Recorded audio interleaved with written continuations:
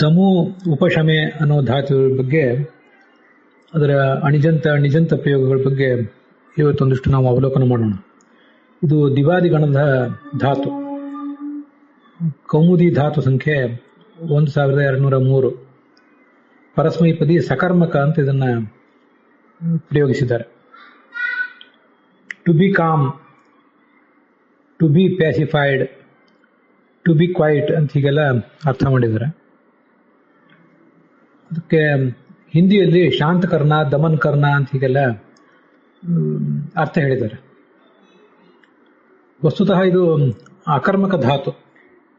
ನಿಜಂತ ಆದಾಗ ಮಾತ್ರ ಸಕರ್ಮಕ ಆಗ್ತದೆ ಅಂತ ನನ್ನ ಅಭಿಪ್ರಾಯ. ಅದ್ರ ಬಗ್ಗೆ ವಿದ್ವಾಂಸರು ನಿಮ್ಮ ಅಭಿಪ್ರಾಯ ಹೇಳಬೇಕು. ಯಾಕೆಂದ್ರೆ ಇದಕ್ಕೆ ಅವರ ಇಂಗ್ಲಿಷ್ನಲ್ಲಿ ಅರ್ಥ ಬರೆಯುವಾಗೆ ಟು ಬಿ ಕಾಮ್ ಅಂತ ಮಾಡಿದಾರಲ್ಲ, to be pacified, to be quiet ಅಂತ, ಅಲ್ಲೇ ಅದು ಅಕರ್ಮಕವಾಗಿದೆ ಇಂಗ್ಲಿಷ್ನಲ್ಲಿ ಅರ್ಥ ಬರೆದಾಗಲೇ. ಹಿಂದಿಯಲ್ಲಿ ಅರ್ಥ ಬರೆದಾಗ ಮಾತ್ರ ಶಾಂತ ಕರ್ಣ ಅಂತ ಬರೆದಿದ್ದಾರೆ. ಶಾಂತ ಹೋನ, ದಮನ್ ದಾಂತ ಹೋನ ಅಂತ ಬರೆದಿಲ್ಲ. ಶಾಂತ ಕರ್ಣ, ದಮನ್ ಕರ್ಣ ಅಂತ ಬರೆದಿದ್ದಾರೆ. ಅದು ಆ ಇಂಗ್ಲಿಷಿನ ಮತ್ತು ಹಿಂದಿಯ ಅರ್ಥಗಳಿಗೆ ಹೊಂದಾಣಿಕೆ ಆಗೋದಿಲ್ಲ. ಮತ್ತೆ ಇದನ್ನು ಸಕರ್ಮಕ ಅಂತ ಹೇಳುವವರು ಇದಕ್ಕೆ ಎಲ್ಲಿಯೂ ಕೂಡ ನಮಗೆ ಪ್ರಯೋಗಗಳೇ ಕಂಡು ಬಂದಿಲ್ಲ. ಅದು ಮತ್ತೊಂದು ವಿಚಿತ್ರವಾದ ಸಂಗತಿಯಾಗಿದೆ. ಆದ್ರಿಂದ ಇದನ್ನು ನಾವು ಅಕಾರಾಂತ ಧಾತು ಅಂತ ಇಟ್ಕೋಬೇಕು. ಇಲ್ಲಿ ಇದು ಅಕರ್ಮಕ ಧಾತು ಅಂತ ಇಟ್ಕೋಬೇಕು. ಅಕರ್ಮಕ ಧಾತು ಅಂತ ಇಟ್ಕೊಂಡಾಗಲೂ ಕೂಡ ಅದಕ್ಕೆ ಬೇಕಾದ ಪ್ರಯೋಗ ನನಗೆ ಎಲ್ಲಿ ಕಂಡು ಬಂದಿಲ್ಲ, ಅದು ವಿಚಾರ ಬೇರೆ. ಕೇವಲ ನಿಜಂತ ಪ್ರಯೋಗಗಳು ಮಾತ್ರ ಕಂಡು ಬರ್ತವೆ.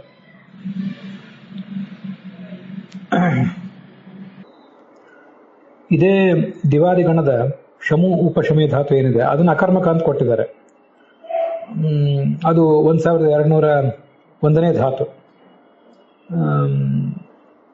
ಅಲ್ಲಿ ಅಕರ್ಮಕ ಅಂತ ಕೊಟ್ಟಿದ್ದಾರೆ. To be calm, to be pacified, to be quiet ಅಂತ ಅರ್ಥ ಕೊಟ್ಟಿದ್ದಾರೆ. ಹಾಗೆ ಶಾಂತ ಹೋನ ಅಂತ ಅರ್ಥ ಬರೆದಿದ್ದಾರೆ. ಶಾಂತ ಶಮನ್ ಕರ್ಣ ಅಂತ ಇನ್ನೊಂದು ಅರ್ಥ ಅಲ್ಲಿ ಬರೆದಿದ್ದಾರೆ. ಆ ಶಮ ಧಾತುವಿಗೆ ಬೇಕಾದಷ್ಟು ಪ್ರಯೋಗಗಳು ಕಾಣುತ್ತವೆ.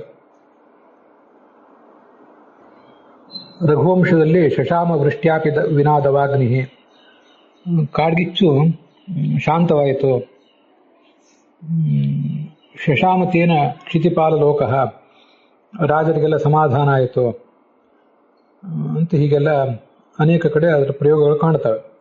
ಆದ್ರಿಂದ ಅದು ಹೇಗೆ ಅಕರ್ಮಕನೋ ಮತ್ತೆ ಅದಕ್ಕೆ ಹೇಗೆ ಪ್ರಯೋಗಗಳು, ಅದಕ್ಕೆ ಹಾಗೇನೆ ದಮಧಾತುವಿಗೂ ಕೂಡ ಪ್ರಯೋಗಗಳನ್ನು ಹೇಳಬೇಕು ಅಂತ ನನ್ನ ಅಭಿಪ್ರಾಯ. ಎಲ್ಲಿಯೂ ಅಕರ್ಮಕವಾಗಿ ಅದಕ್ಕೆ ಪ್ರಯೋಗ ಕಂಡಿಲ್ಲ. ಆದರೆ ಸಕರ್ಮಕವಾಗಿ ಅದು ನಿಜಂತ ಆದಾಗ ಏನು ಸಕರ್ಮಕ ಆಗ್ತದಲ್ಲ, ಅದಕ್ಕೆ ಬೇಕಾದಷ್ಟು ಪ್ರಯೋಗಗಳು ಕಾಣ್ತವೆ. ಮಧ್ವವಿಜಯದಲ್ಲಿ ಭೋಗಾನ್ ಲಘೂನಪಿ ಪುನರ್ದಮಯಾಂಚಕಾರ, ಆ ಪ್ರಯೋಗ ನಾನು ತಪ್ಪಾಗಿ ಹೇಳಿದೆ. ದಾಂತಂ ಸ್ವಯಂಚ ಹೃದಯಂ ದಮಯಾಂಚಕಾರ. ಇದು ಮಧ್ವವಿಜಯದ 2ನೇ ಸರ್ಗದ 20ನೇ ಶ್ಲೋಕ. ಹೃದಯವನ್ನ ಅವರು ಮತ್ತಷ್ಟು ದಮನಿಸಿದರು ಅಂತ. ಅದು ಮೊದಲೇ ದಾಂತವಾಗಿತ್ತು, ಮತ್ತಷ್ಟು ದಮನಿಸಿದರು ಅಂತ ಅಲ್ಲಿ ಪ್ರಯೋಗ ಇದೆ. ಇದು ನಿಜಂತ ಪ್ರಯೋಗ. ಮಧ್ಯಗೇಹ ಭಟ್ಟ ಹೃದಯಂ ದಮಯಾಂಚಕಾರ ಅಂತ. ಅದರ ಅನಿಜಂತವನ್ನು ನಾವು ಈ ಥರ ನೋಡಬಹುದು. ಹೃದಯಂ ದಾಮ್ಯತಿ ಅಥವಾ ದದಾಮ ಅಂತ ಹೀಗೆ ನಾವು ಅದನ್ನ ಗಮನಿಸಬಹುದು. ಅದಕ್ಕೆ ಹೃದಯ ಶಾಂತವಾಗಿತ್ತು, ಶಾಂತವಾಗುತ್ತದೆ, ಹೀಗೆಲ್ಲ ಅರ್ಥ ಅದಕ್ಕೆ ಈ ಶಮಧಾತುವಿನಲ್ಲಿ ಹೇಗೆ ಪ್ರಯೋಗಗಳು ಹಾಗೆ ಇಲ್ಲಿ ಕೂಡ ಪ್ರಯೋಗಗಳು. ಇವೆಲ್ಲ ಅಕರ್ಮಕ ಪ್ರಯೋಗಗಳು. ಇದಕ್ಕೆ ಯಾವುದೇ ರೀತಿಯಾದ ಕರ್ಮದ ಅವಶ್ಯಕತೆ ಇಲ್ಲ. ಪ್ರಯೋಗ ಕಂಡಿಲ್ಲದೆ ಹೋದ್ರೂ ಈ ಥರದ ಪ್ರಯೋಗಗಳನ್ನು ನಾವು ನೋಡ್ಕೋಬಹುದು. ಹೃದಯಂ ದದಾಮ ಭಟ್ಟ ಹೃದಯಂ ದಮಯಾಂಚಕಾರ. ದಾಂತಂ ಅಂತ ಅಲ್ಲಿ ಏನಿದೆ ಆ ಶ್ಲೋಕದಲ್ಲಿ ಅದು ಕರ್ತರ್ಥದಲ್ಲಿ ತ ಪ್ರತ್ಯಯ ಬಂದಿದೆ. ಅದು ನಿಜಂತ ಆದ್ರೆ ದಮಿತ ಅಂತ ಹೀಗಾಗ್ತದೆ. ಹಾಗೆ ಇದೇ ಮಧ್ವವಿಜಯದ 3ನೇ ಸರ್ಗದಲ್ಲಿ 56ನೇ ಶ್ಲೋಕ, ಕೊನೆ ಶ್ಲೋಕದಲ್ಲಿ ಐ ಸ್ವಾಮಿನ್ ದುಷ್ಟಾನ್ ದಮಯ ದಮಯ ಅಂತ ಹೀಗೆ ಪ್ರಯೋಗ ಇದೆ. ಅಲ್ಲಿ ವಾಸುದೇವ ದುಷ್ಟಾನ್ ದಮಯತಿ ಅಂತ ಹೀಗೆ ನಿಜಂತ ಪ್ರಯೋಗ. ಅದಕ್ಕೆ ಅಣಿಜಂತ ಪ್ರಯೋಗ ದುಷ್ಟಾಹ ದಾಮ್ಯಂತಿ ಅಂತ, ದುಷ್ಟರು ತಾವೇ ದಾಂತರಾಗಿ ಹೋಗ್ತಾರೆ ಅಂತ. ಅಣಿಜಂತ ಪ್ರಯೋಗ ಹಾಗೆ ಅಕರ್ಮಕವಾಗಿದೆ, ಅದರ ನಿಜಂತ ಪ್ರಯೋಗ ಹೀಗೆ ಸಕರ್ಮಕ ಆಗ್ತದೆ ಸಹಜವಾಗಿಯೇ. ಹೀಗೆ ಶಮ ಉಪಶಮಿ ಧಾತುವಿನಂತೆ